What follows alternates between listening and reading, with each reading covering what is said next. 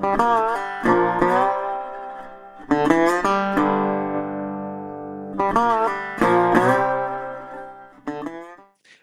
hello, hello, and welcome to the newest episode of Borderline Podcast Disorder. Um, uh, I hope you had a good week. I hope I hope last week was good for you. It was okay for me. It's been a nice week. Well, it's been an up. It had its ups and downs. Um, I think my stomach stuff was affecting it somehow. But besides of that, I think on the bright side, the conversations I had with my therapist and my psychiatrist were quite good. Was quite interesting, and it was also the first time I've observed the Jewish New Year. The Rosh Hashanah, and that was pretty cool. I mean, again, as much as I could, given the fact that I've been not feeling well for most of the week. I've been sleeping loads, um, but it was cool, and I really enjoyed it. And I think it's very strange because of the whole, not being out and not doing stuff. It's quite hard to think of whatever has happened in the week that I can, or I would, not that I can, but I would. It's worth sharing, I guess. It was a lot of, you know, sitting at home and watching a couple of things on TV, and actually watched a lot of things on TV, and played a little bit on my Xbox, and just looking for jobs, from time to time. I was just actually quite intensely, and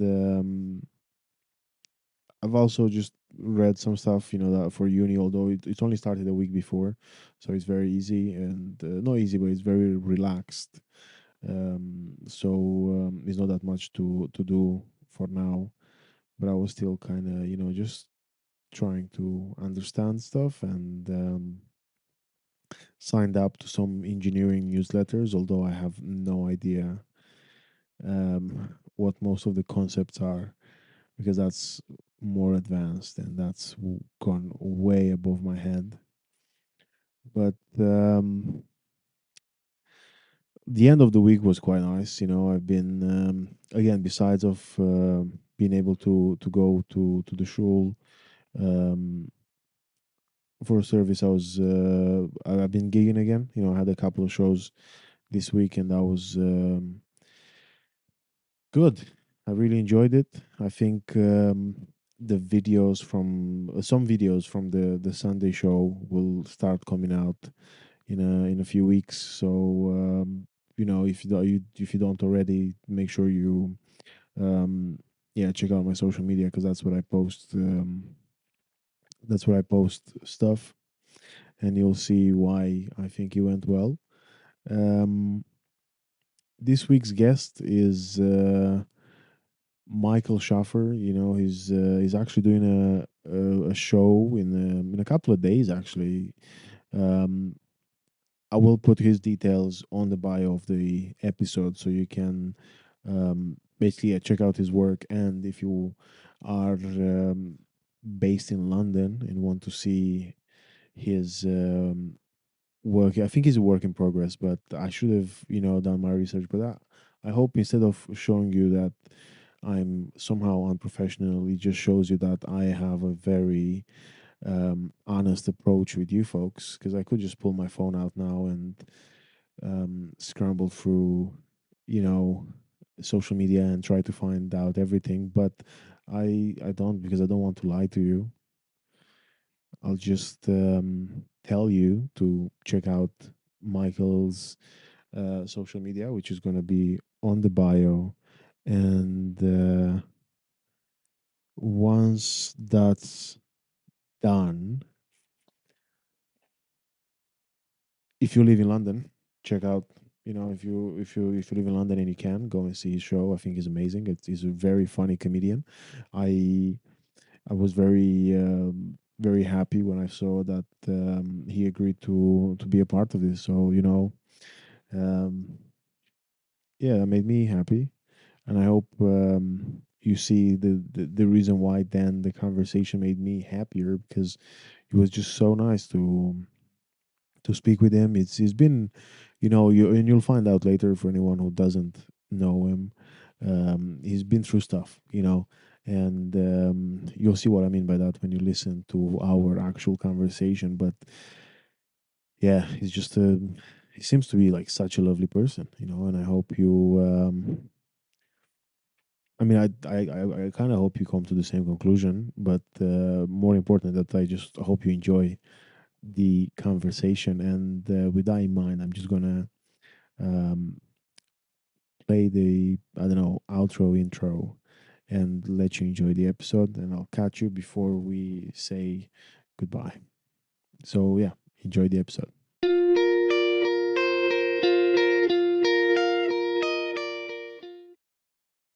Okay, so Michael, hello. How's it going? I'm good. I'm good. Hello. How are you? I'm very well. So you are, just for context, you're in London now. Yeah, live in London. Beautiful, sunny London. What was it like? Because I know when we talked about it over the summer, you were back in Australia for a bit.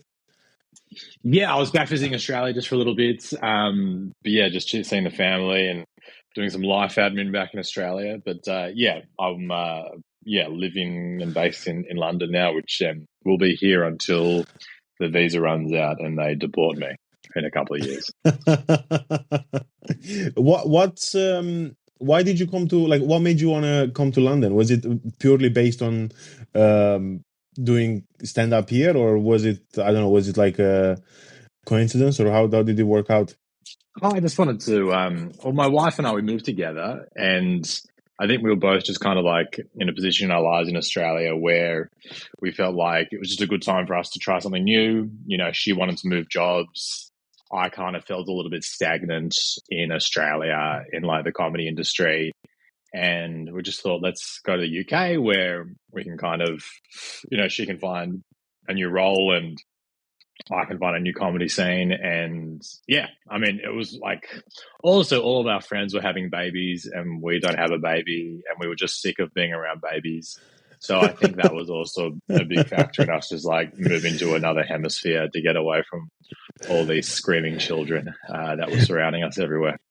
But then, what do you two have you two been to London before, either visiting or living in the past, or was it like a Yeah, whole new thing? no, we've both been to London like a couple times over the years, and we already had a few friends who lived here. So, yeah, it had been something we had discussed for, definitely on and off a little bit. But then, yeah, and then just kind of just made sense, particularly with my wife's work. She wanted to look for something new. So I think she was probably the driving factor for the move. But I'm pretty chill. Like I'm happy. I'll live anywhere and I'm happy to try anything. So as soon as she said, like, I think we should like, move somewhere, I was like, yeah, cool, let's do it. And we probably would have gone to America if we could, but just getting a visa there is really hard. And we lucked out that her grandmother was from Manchester, so we got that UK ancestry visa, baby. So yeah, I mean, so basically, not to say that London was our second option, second preference. We're very happy here, but I think we probably would have gone to the US if we could, and maybe we'll end up there at some point in the future. But yeah, no, for now we're really happy here in the UK. It's there's so much more opportunity for both me and her and what we want to do. So no way have you, because when I first moved to UK, I lived in Manchester for about 10 years before I moved down here. Yeah. So have you been to Manchester? Yeah, I've been to Manchester once or twice. Did a few gigs up there. Very different to London. Does she still have family up there, or was it just again like, or Yeah, or is everyone migrated to Australia or either other places? No family up there. They were all like we're all like European Jews, so like everyone got out of Europe like 30s, 40s, 50s. Like I don't know anyone in Manchester, neither does she. But we will still exploit that happy coincidence to get that ancestry visa. Yeah, no, that which is I think it's fair enough. You know, yeah, you gotta do whatever works. And I was just curious because yeah, when I went to when I lived in Manchester, I worked for a few months in a in a like a basically like a jewelry shop, Oh yeah, and like selling yeah. bagels and stuff. Yeah, well, again, it was like a lot of basically like export produce, and they were doing their own like dishes, and they had their own butchers as well and stuff like that. Yeah, obviously And I kosher did that butcher, for all that stuff. Yeah, yeah, yeah. yeah, and then and I met people who were actually like their family who's now in Manchester was actually from the same town in Romania that I come from, or where my mom's from, and it Oh was just wow, like okay. yeah, it was mind blowing. You know, it was just so like crazy to see that. But so you were saying, yeah, what was it like then to be, I guess, moving to you moved to London, then you have to, I guess you were already, um again, you're already obviously like you're a pro comic in Australia, but was it like any sort of I don't know, what was like what was it like to then start here? Did it feel like a, oh, I have to start all over again, or was it more of a you're just picking up from I guess from where you left off? Yeah, I mean, I tried to kind of just like, you want to just move laterally, be like, okay, well, this is where I'm at in Australia. I just want to do a lateral move, and this is where I'm at in the UK. And yeah, I think largely I've been able to do that, but I've had to like, you have to prove yourself to a new scene. So it was very stressful, at least like the first few months, first 12 months or so. Every gig I do is like an audition. I'm not just doing the gig, for fun and to like, try some new jokes or whatever. Like I'm doing it because I need to prove to this booker that I'm good at comedy, and I need to prove to the other, you know, comedians in the room that I'm good at comedy, and so that they can put me forward for other things. So yeah, it's just there's that extra layer of stress that comes with moving into a new scene, is that you have to prove yourself, because no one knows anything about you, and you could just be shit. So many people just like like it would be very easy to make a fake resume and make yourself look like you're a professional comedian, and then get the opportunity and then turn up and bomb on stage for 20 minutes. So yeah, there's a lot of, I certainly felt the pressure to be good, and to prove myself. But there's also that freedom where it's like I get to make a first impression. I've never, you very rarely get to make a first impression. Like in Australia, I'm kind of like a known quantity already. So it was cool being able to come in and be like, yeah, this is like, this is who I am. This is what I like to talk about. This is my style. This is where I'm at. And, But hopefully you like it, or maybe you don't, but hopefully you do. then now to basically go even further back a little bit, which part of Australia are you from, and is that where you actually started comedy, or did you move around Australia? Yeah, so I'm from Melbourne originally, and I guess I've done most of my comedy there. I kind of started doing stand up though in Washington, D.C. 10 years ago, to be honest. So I was finishing my uni degree on exchange in Washington, D.C. This was 10 years ago. And I kind of started doing stand up over there just because, I just wanted to get into it. I was finishing uni, I was finishing my law degree, and I didn't want to be a lawyer. I was looking for something else to do. And I just thought, well, let's start doing stand up because, yeah, it's a really good comedy scene in Washington, D.C. But I mean, I was just doing the open mics and just bombing in front of like, 7 drunk people at a sports bar on a Monday night. But yeah, I fell in love with it, and that's kind of where I started. So I guess I started there, and I tried to learn some good lessons and good habits from being in that scene. But I would say I'm very much like molded by being in Melbourne, because that's where I've basically been based for my entire life. And now you were saying about how you studied law, and then so I imagine because you studied in Australia, and then you were saying you went in America for a bit to complete your studies. But then Mm. where do you and you said that obviously comedy is something that you always or like you wanted to try, but when did you, I guess, figure out that that's what you want to do, or were you always like a creative person, or did you stumble across this, or like how? Yeah, what was it like for you to go like, oh, I'm actually I'm enjoying this, or that's Yeah, what I I want think to do. I always loved comedy and I always wanted to do comedy, even from like when I was a teenager. But yeah, I guess I never thought that it was a career. I was also kind of scared of failing at it because it's so hard and it's so scary to put yourself in front of, people to be judged all the time. So I think I kind of shied away from it for a period or tried to, find other things I liked to do. So I thought maybe I'll be a lawyer and maybe I'll enjoy fighting for the downtrodden and, you know, saving, and being in front of the Supreme Court and making history. I don't know. I thought maybe that's what I'll do. But yeah, it just wasn't something that I had a real deep love for. So yeah, and then I eventually like had the courage to try my first open mic, like 10 years ago. I wish I'd started earlier, but whatever. I think people just start whenever they start. You start when you're ready emotionally and psychologically. You have to be ready to put yourself out there.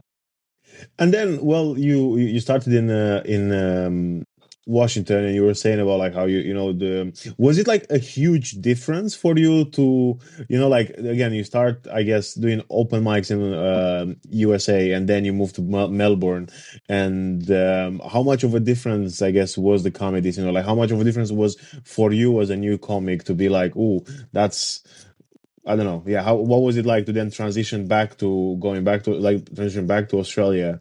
Yeah, I mean, it's like, every time you go into a different city or a different scene, you learn something kind of new and interesting. So, it was really cool being in the US and particularly in the US, particularly in Washington, D.C., because you'd have like black rooms, you'd have like white rooms, you'd have like a lot of diversity in the crowds and the gigs that you would do, and you would learn to deal with different types. Yeah, you just learn to deal with different demographics, different ethnicities. You learn a lot about different demographics and different ethnicities.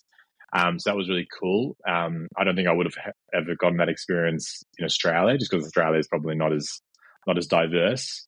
And just also like you're performing a different culture, so it's just you learn more about American culture and American people by performing in America to American people. So it's a cool thing. It's a great way to learn about people. It's a great way to learn about a different society and a different way of living by performing in a different city. And yeah, so I think I learned a lot about that, particularly about the different demographics of Washington D.C. I learned a lot about how do you handle a black room that's really expressive and really loud, and then how do you handle a white room in Bethesda, which is just old baby boomers, and they're just like staring at you confused because they don't understand any of your references. So um, yeah, I had that good. That was like I learned that. I learned that there's different audiences, there's different demographics, there's different rooms, and then yeah, you come back to Australia and you realize that Australians are also really different. Australians are their own beast, their own culture. Australia's a lot more like self-deprecating, so you kind of need to be a little bit more. You've got to be a bit more humble, I think, in Australia.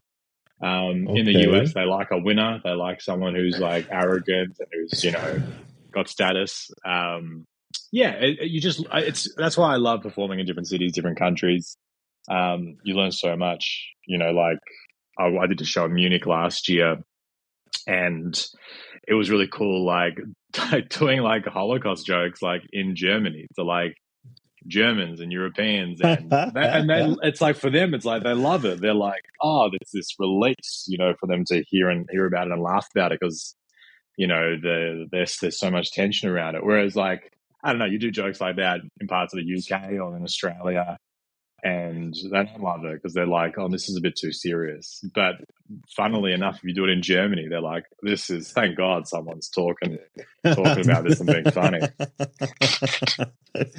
That's such So a interesting Yeah, that's such an interesting thing to I think even think about where the ones that I guess the people that like again they were impacted to maybe a higher level, you know, like they had to also like deal with being I don't know having like this the Holocaust like attached I guess to their name regardless of where they were or what they did during those times Yeah. to then go like, oh, finally, yeah, like we got this guy who's like actually, you know, making jokes about it. So now at least, you know, we can laugh Yeah, about because this I mean, I happening. presume that whenever the Holocaust is talked about in Germany, it's in very somber, solemn, shameful, we're so sorry tones. And so, Yeah.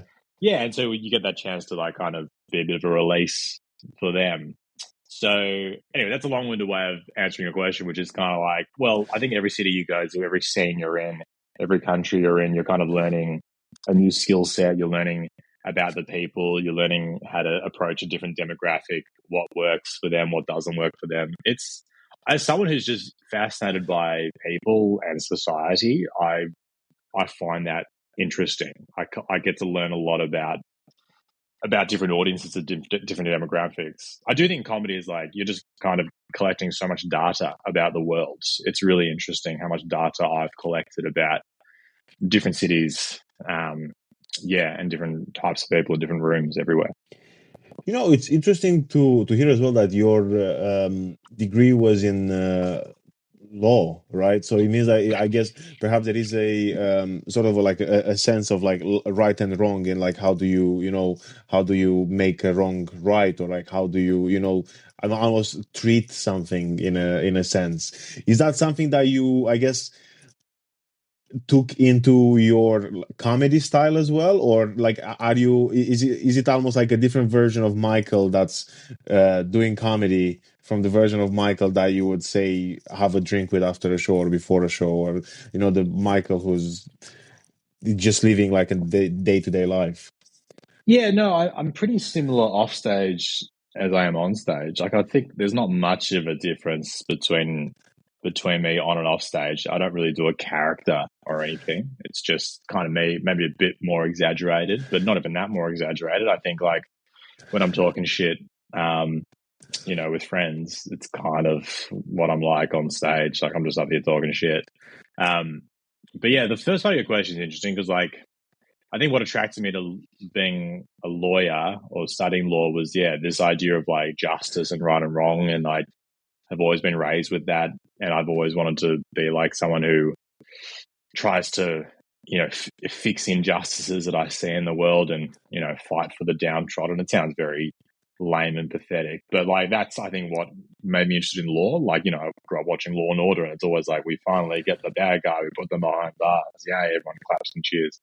And I think that's kind of what attracted me to law. But I soon realized that's actually not really what law's about. It's mostly just about, writing emails that get edited by your managing partner who then sends it back to you to fix so that you can, charge an extra, $7.50 for your 6 minutes of reading over that document. It's all very mundane, minutia in the real world of law. So I guess my point is like I realized that the law was not the world where I was going to be able to like pursue any sense of like social justice where I felt like I wasn't doing anything. But comedy, I felt like I could because I could talk about whatever I want and you can, and that's why if I look at my stand up, like I'm always talking about pretty big ideas. It's always about racism and homophobia and injustices and anti-Semitism and Nazis and pedophiles. It's always about stuff that's wrong with the world and things that need to be corrected in some way. And yeah, I think so. I think a lot of my comedy is me trying to, expose what I think are just wrong things in the world and things that should be better. But then when you I guess because were you like first generation Australian, or were you born somewhere else and then moved with your family to Australia?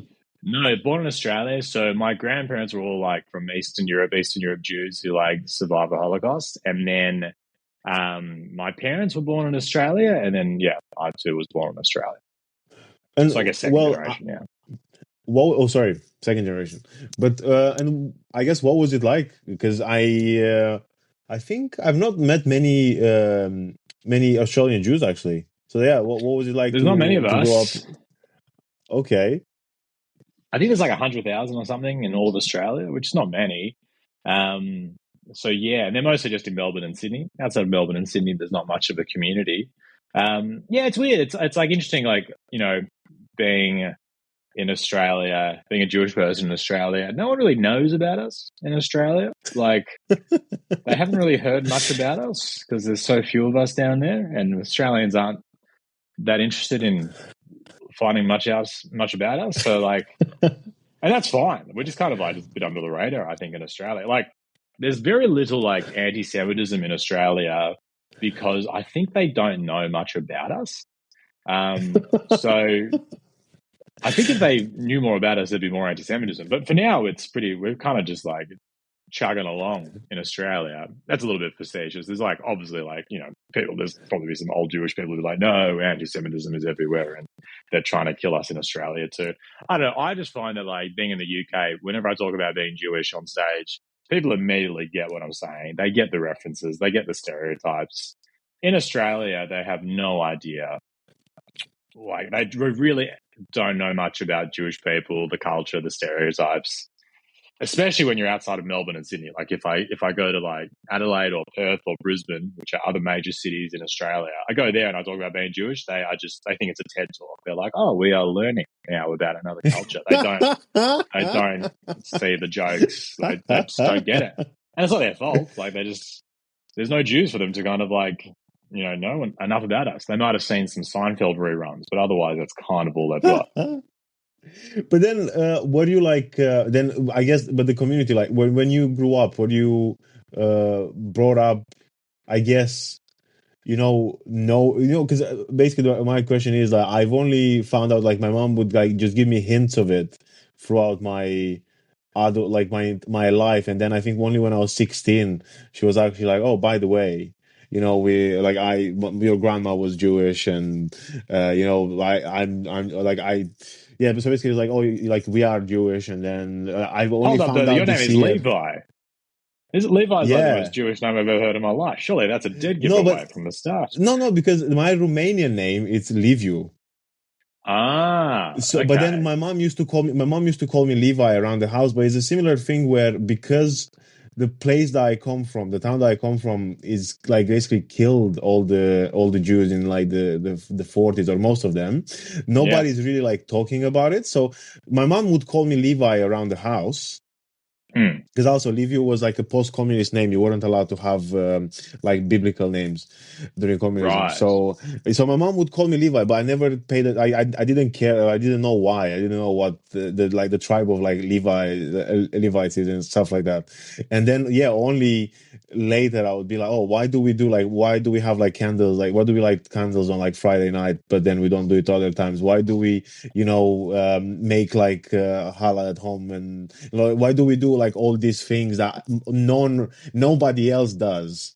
I just Yeah. thought that, oh, maybe it's just like a Why do quirky we little control the thing. media? Why are we controlling the weather? Yeah, Why yeah, and have we then got this giant space laser in the sky? and yeah, well, that's why I was like, why don't my parents age? Why do they still look like they are 25?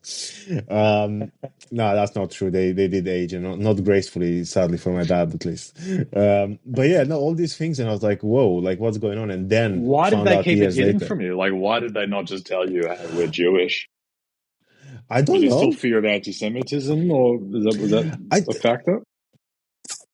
I genuinely don't know, and sadly, because they died in the meantime, I never got to like ask and be like why. But I think is that Hmm. apparently, on like the theory that I've got after speaking with my aunties and things like that, it's based on the fact that our grandma had to basically hide and basically like threw away her papers, converted to Christianity, Hmm. and then basically they just like kind of like just laid low. They were just Yeah. like going with the flow all the time while still trying to like I don't know, just like be a little bit like, oh yeah, let's cook this, or like let's make that, or like let's do all these little things that we would do. Sure. um and then by the time, and then obviously communism came, Mm. and it was again, I think for a while they were like, oh, maybe we're safe now, but Oh no. then they started getting persecuted again, so they're Man, like, the okay, Jews had fine. such a rough time in the 20th century. Like the Nazis come through, and then you're like, okay, well, we survived the Nazis. Surely it can't. Surely it's going to get better now. And then the communists are like just as bad. I mean, well, not just as bad, but pretty bad. Yeah. Well, and I think this is. I personally think that by the time I came around, they just kind of gave up. They were like, you know what, we're just not going to talk about this We're just like Father, Son, directly. Holy Ghost. Let's just Yeah, kind of go to join the winners, I reckon. this is the thing though. Like my, because I found out like my dad. The only reason why my dad's dad survived and like didn't get deported is because he had his leg. He cut his leg when he was 15, and he had a Mm-hmm. wooden leg, so they didn't see him as a threat. They were like, oh, basically, apparently the idea was that he's gonna die anyway, so might as well just like let him be. But then obviously he ended up surviving and marrying or like still staying with my grandma, having children and stuff like this. But yeah, like we had seats at church. Like my dad was, like would donate money to church, but he would never go, and he was like, I can't, I wouldn't step foot in a church. And I was like, oh, why? Then why do you like spend all this money? And because everyone else in the area was. Yeah. And it's just, yeah, so I personally think this is the reason why, that they were just kind of like, every time we're kind of like try to talk about it, we just get like our foot in the mouth, so we're just gonna stop talking about it. And I mean, yeah, look, hey, if you've been through the Nazis and the communists, you might be like, let's just keep this on the DL for now. for that now, yeah, but you see, well, what was it like then for you? Like were you like, again, always aware of being Jewish, or like Oh were you yeah, talking I mean, about it at home and stuff like that? I was raised in a very like Jewish, I think Jewish community. Like I went to a Jewish school and played football for my local Jewish club. All my friends were Jewish. So yeah, I was like very much, I'm not in like a religious way. Like I never really kind of like went to synagogue and stuff like that. I think the last time I went to, synagogue was, for my bar mitzvah like 20 years ago. So never really picked up the religious side of things. I never like believed in God or anything, but I've always been like, very culturally Jewish, I think I've realized how Jewish I am, like doing comedy, because like, you always want to, when you're doing stand up, you talk about who you are and you want to talk about things that are important to you. And I seem to very frequently come back to being Jewish. So I've realized that's been an interesting thing for me to notice about myself, that like, it's actually it does inform a lot of my perspectives on the world and events, having that as your upbringing and your culture. That's just now my viewpoint on a lot of things. What was it like with when you basically told your parents that you're gonna start doing stand-up comedy? You know what? They were like, it's funny because most people assume that they would have had a heart attack and, that they would have been freaking out that their son is not going to be a lawyer and is going to do comedy. But no, they were really supportive. My parents have always been really supportive and very loving and, always trusted me. So I think that, when I said that I wanted to be a comedian, they were like, okay, well, let's see how he goes with it. They've always known that I work hard at whatever I do. So I think they just trusted that I would, work hard at it, and it would, if it didn't work out, it's fine. Like I'll always just have the law degree to fall back on if I needed to. So yeah, hopefully I don't. So far, I haven't had to fall back on the law degree. So hopefully we can, fingers crossed, we can keep that going. But you see, and then I guess, look, what's it like for you on like a personal level to like, how do you deal with this thing? Because again, like obviously you moved countries now, and you're like, okay, I've done like I've built up these things in Australia. Now I'm leaving, going to UK. I guess it's more of like, yeah, how did you feel like, or like how did you handle the sort of, even the things that you mentioned at the beginning about how every gig was an audition at the beginning, because you want to show people that it's not about like, oh, although other comedians on the bill might try new material, to you were more like, I gotta show that I'm capable, and I gotta show that I bring all this like wealth of knowledge and what's the word? No, like again, Like this is your skill and CV experience. almost. Skills, yeah, yeah, a wealth Yeah. of like knowledge and experience. So, but yeah, then what was it like? I don't know. Yeah, how did you feel like at the time? Yeah, I mean, obviously, very stressful because it's like I want to be a UK comedian. I want to make a career here, and the first step is, impressing these bookers that I can do the job, and getting club work and things like that. So, stressful, but I also just had to like trust the work that I put in.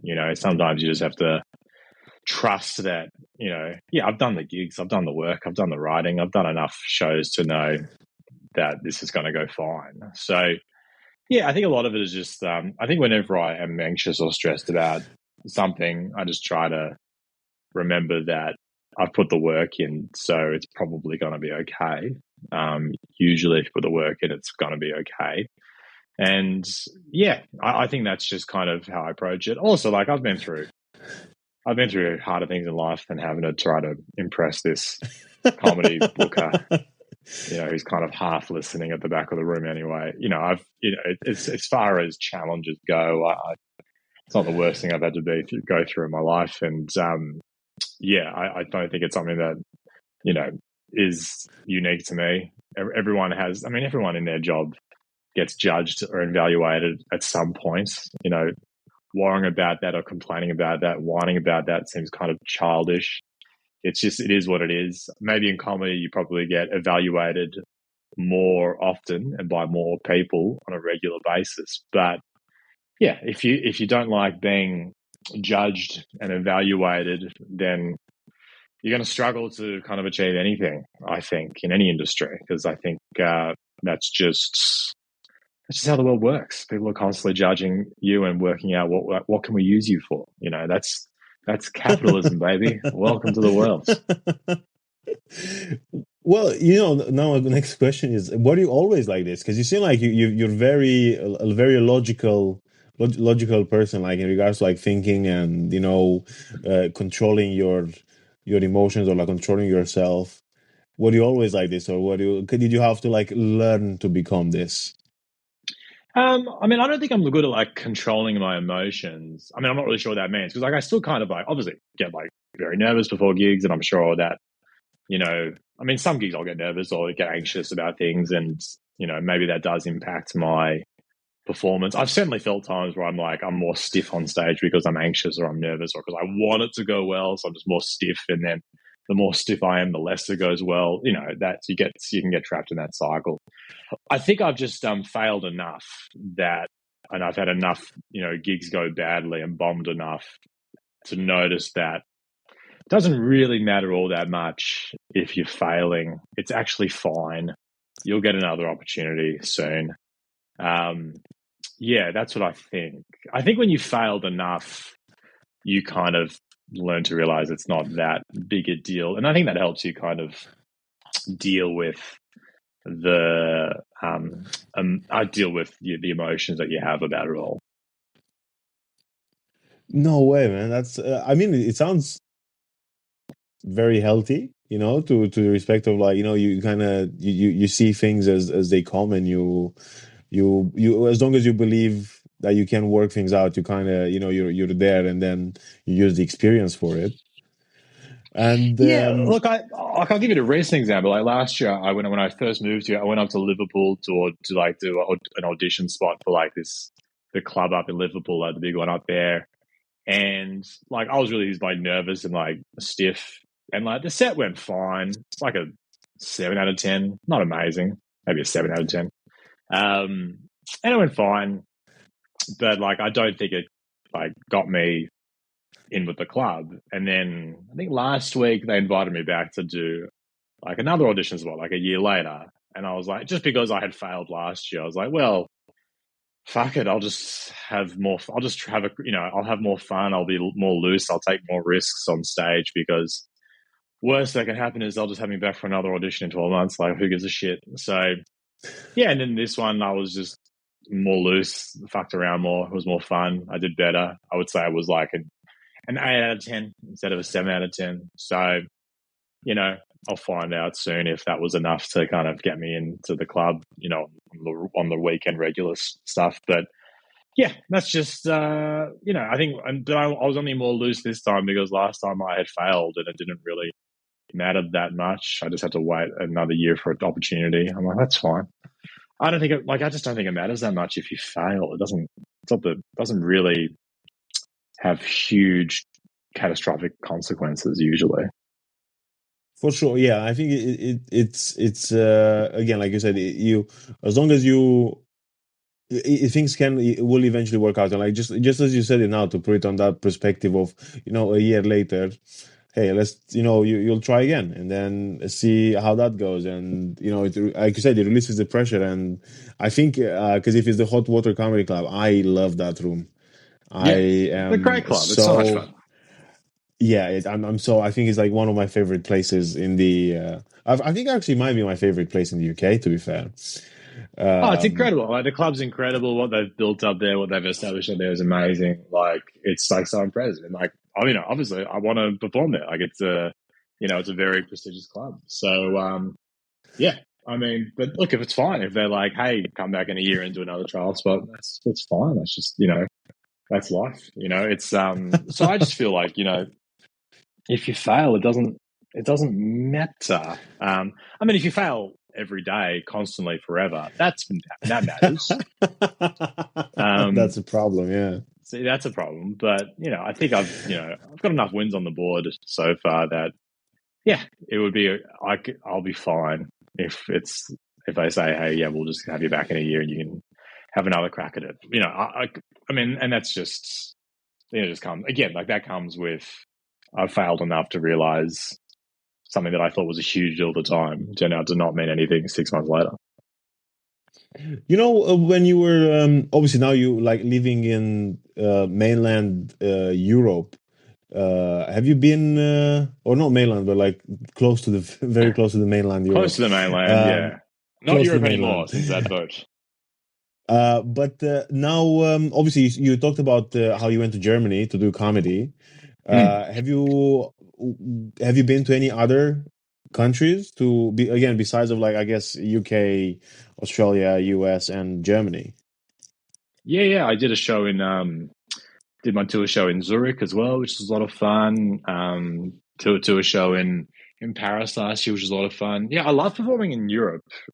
Europeans are a lot of fun. You get a real mix of the crowd, and you get to make fun of British people. They love that in mainland Europe. Yeah, and also like they don't get a lot of comedy, so I think they're kind of excited. I mean, there's certainly like English comedy is certainly growing exponentially in mainland Europe. And there's some great scenes in Europe, like Berlin, I hear is popping off, and Barcelona is meant to be fantastic. But I still think it's still kind of new. It's still kind of like you're still kind of getting in it at the ground level. So yeah, it's cool to like do a gig to people who are excited to like be there. I feel like sometimes, particularly in Australia, maybe like you do a shows in Australia and the crowd the crowd's like, it's almost like, are you guys here out of obligation? Like, did someone force you to come here? Like, they don't seem that excited or enthusiastic about being there.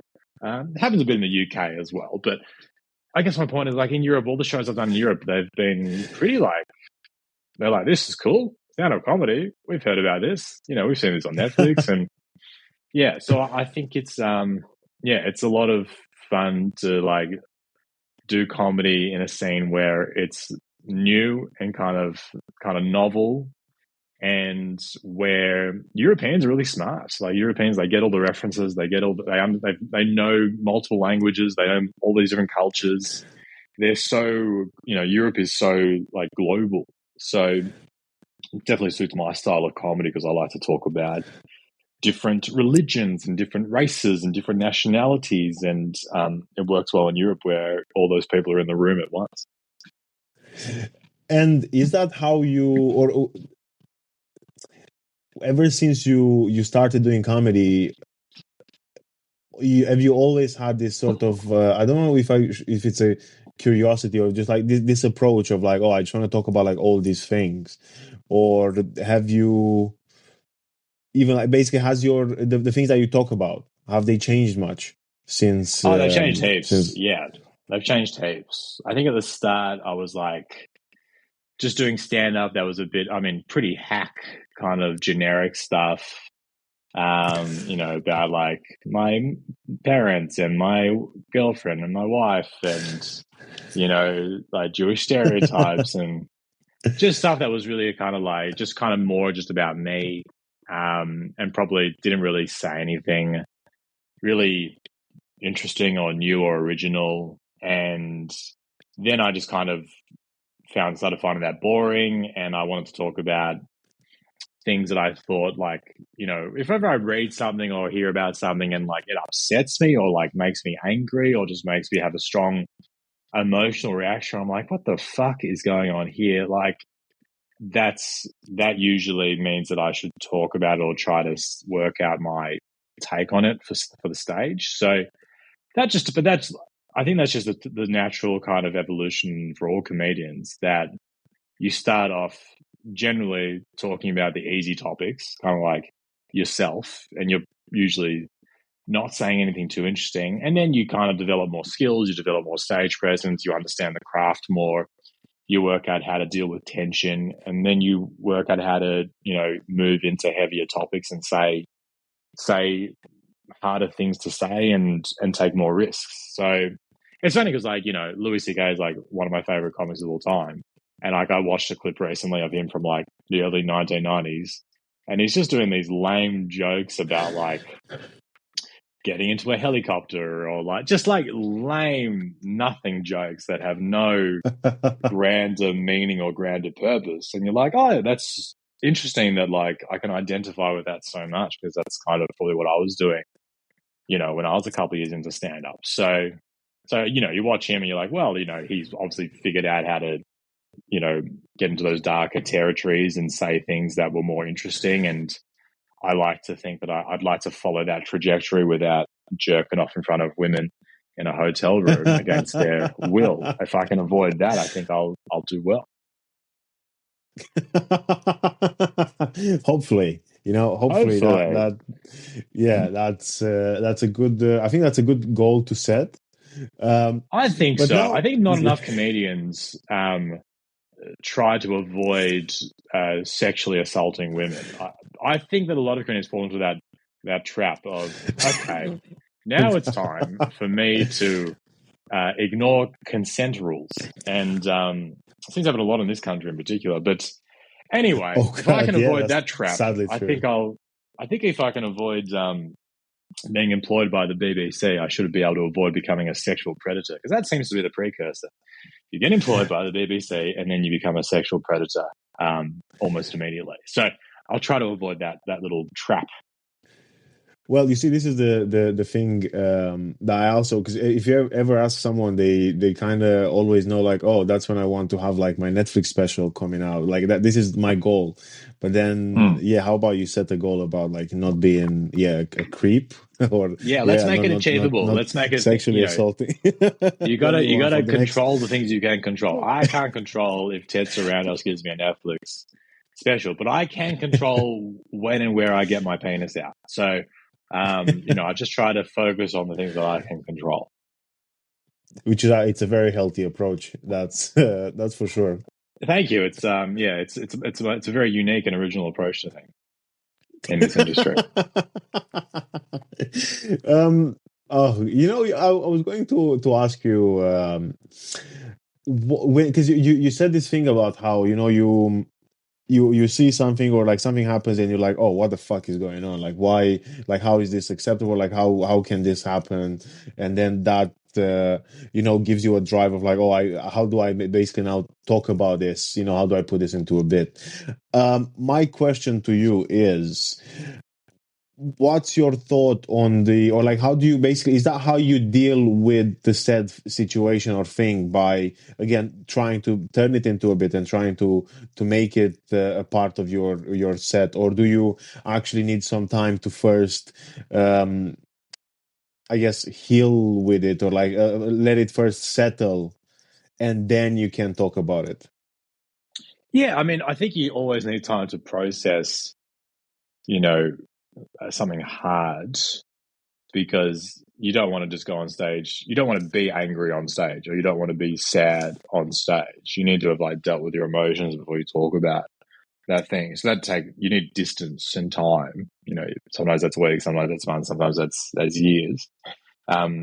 Yeah, I got diagnosed with testicular cancer in 2017, and it took me a few months to then I would talk about it on stage, but it took me months to kind of talk about it on stage, because I was still just trying to work out how I felt about it all, and what it meant for me. So yeah, I think that's an example where I was like, okay, something big and kind of awful happened to me, and it probably took me 6 months or so until I felt like I could even bring it up in front of an audience.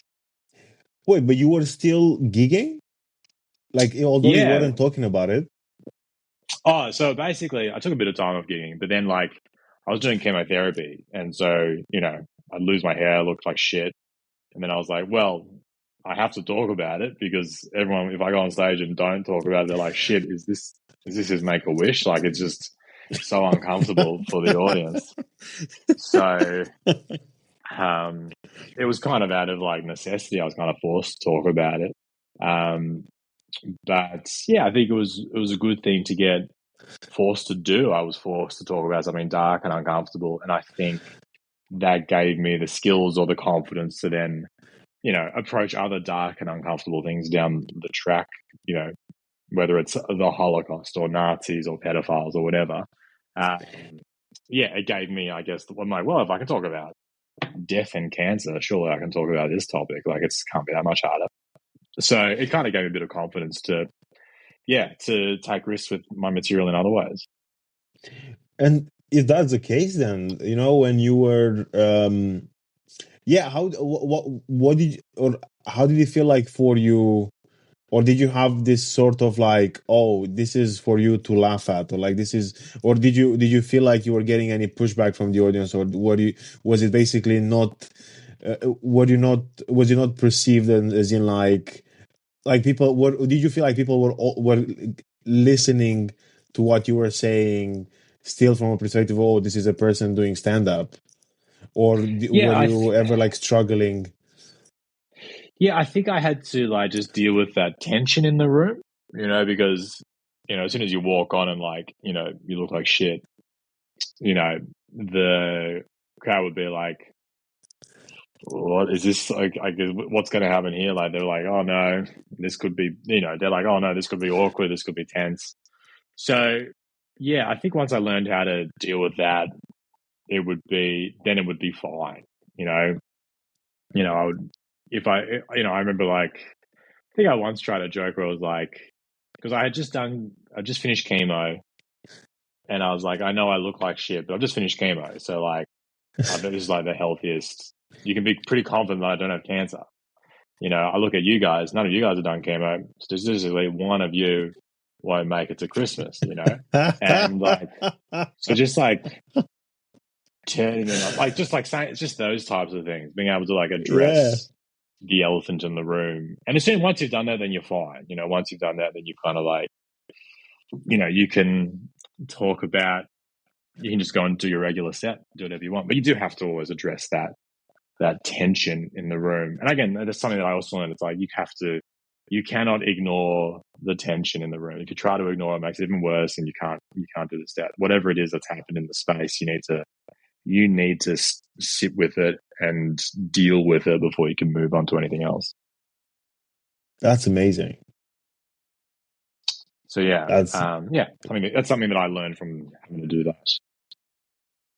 That's amazing, man. Because to think about the whole idea of having to go through, again, finding getting diagnosed with cancer, having to go through chemo, and then you're still, you're again, you're fighting that fight, and then you're also looking forward onto getting your comedy career to the next, or your career basically to the next level, while all this is going on. And then yeah, that's one of the things I'm very curious about, and I always find it quite interesting on yeah, how do you talk about like your personal struggles, but in such a way where you're like, hey, I'm not here for like, I'm not looking for your sympathy, or like I'm here because I want to make you laugh, because this is my material, this is my story, this is my whatever. Yeah, and balancing that and making sure that, yeah, I guess like I get the what I would consider the right reaction from the audience, which is in a comedy setup. I want them to laugh and be like, haha, this is, funny. Although, again, perhaps like you were saying something before where, you might learn something, but ultimately, I'm here to make you laugh. Yeah, 100%. I've never felt like the job of a comedian is to teach or educate the crowd about anything. I mean, if they learn something, great, but it's certainly not the goal. And you certainly don't want sympathy. Sympathy is like, I think that's the opposite of laughter. I think booing is not the opposite of laughter, it's sympathy. Like, I would prefer a boo over sympathy. Because if at least someone's booing me, like, at least they're listening to what I'm saying, and like, they're Yeah. reacting to me as a comedian. At least if they're booing me, we're still in this space of, okay, well, you just don't like me, and that's fine. Whereas when you're getting sympathy, it's all of a sudden it's like, I'm not even doing comedy anymore. We're just having a coffee together, and having a chat, and it's like, no, you've misunderstood it. You've completely misunderstood what this is. So at least the booing, I think, suggests that they're still in the realm of a comedy show. Whereas when they go, oh, I'm like, fuck you. That's the most depressed thing I can get from a crowd. So yeah, I had to find a way to force them not to sympathize with me. So by being, I guess, turning it against them and being a bit of dick to them and being like, hey, you might be the ones with cancer, so don't you feel sympathy for me? I feel sympathy for you. Turning the tables on them is kind of a nice way of dealing with that. That's a very good. That's a very good approach, Yeah, I mean, it worked for that for sure. Yeah, again, and that's just something you learn from, forcing yourself into a weird situation, doing comedy whilst doing chemo. I mean, yeah, not many people can relate to that. Not many people are going to have that experience. So it's somewhat of a privilege to have been given that chance, given that opportunity. That's for sure. And now I think it's a very nice way to. I want to ask one last thing, if that's okay. Sure. And that's about what was it like then for you? Again, finishing chemo, getting the clear, or like like here's to like I guess new heights, or what was just like your. I would what was how what and especially now everything that you said earlier makes so much sense about how you've dealt with worse, you had other bigger problems to to deal with than having to like make a promoter like you more or less. But what was it like for you at the time, as in like like how did you feel when you were like, okay, fine, now that's done, or like that's in the past, I've got it clear? Well, to be honest, it's not really in the past, in the sense of like I still get monitored, pretty regularly. I still do my blood tests and my scans every few months. Health is good, but it's still something that I still live with and deal with. But certainly I'm not doing chemo, which is great. I think it just gives me it makes you feel tougher. It just makes me feel like I can probably do this more. I mean, I just think that I don't think it really changed me too much. I think I was pretty determined and had a good work ethic beforehand. But yeah, I think after I've been through something like that, it's like, well, I've been through some hard things, so this can't be that much worse. Like being a comedian can't be that much worse than having cancer. So so No. I just think I just approach it with a bit more confidence and self-belief, maybe. And sure, and I was gonna say, I'm really sorry for saying in the past. I meant this in the sense of like, okay, cool. It's like for now, Yeah, it of course. feels Yeah. good. No, I didn't take any But offense. Yeah. Thank you. And well, you know, I had such an amazing time speaking with you. Now, obviously, for anyone listening, what because you've got your own podcast as well, right? So yeah, Yeah, I've what? got my own podcast. It's called Topical with Michael Shafar. It's a weekly podcast. I just talk about the news and I just talk about the big events in society and just kind of give you my take on all those things. It's kind of a way that I kind of use the podcast also to, I guess, develop, ideas for stand up. So I kind of like talk about it's kind of an improvised podcast where I just choose the topics in advance and then riff on them and see and connect them all and see where my opinions take me. And yeah, and then sometimes those will then morph into things that I'll then try on stage if I think that that it's a funny, interesting take. So yeah, that's my podcast. And yeah, if you're in London, I'm doing a show in London on the 13th of October. It's the Bill Murray Comedy Club in Angel, and I'll be doing another show in Paris the following week, which will be on sale soon. If you go to my website or follow me on Instagram, I'll announce that soon once the producer has got that show on sale. Perfect. Well, everyone will be able to see your. I'll put the website link in the bio of the website, and I'll put your social media handle as well. Michael, thank you so much. It's been an absolute pleasure. Thank you, mate. Thanks for having me on. Appreciate it. Thank you, and goodbye.